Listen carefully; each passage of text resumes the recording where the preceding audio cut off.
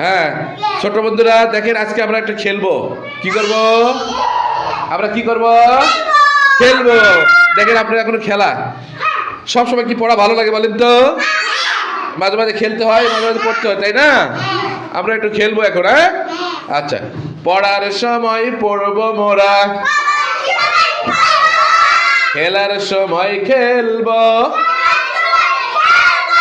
কোরআন হাদিস শিখে মোরা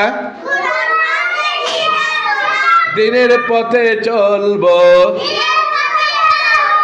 মাশাআল্লাহ। এবারে খেলা শুরু।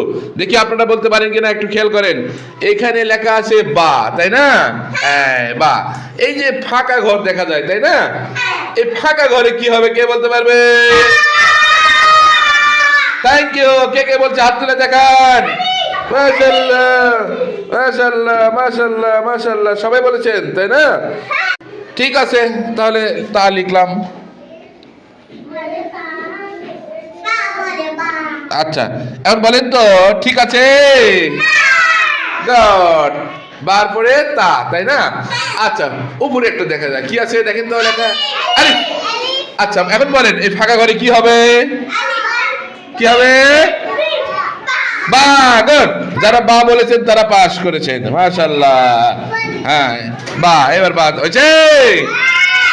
আচ্ছা, তারপরে আরেকটা লিখি। এটা কি দেখা যায় দেখেন তো, এটার নাম কি?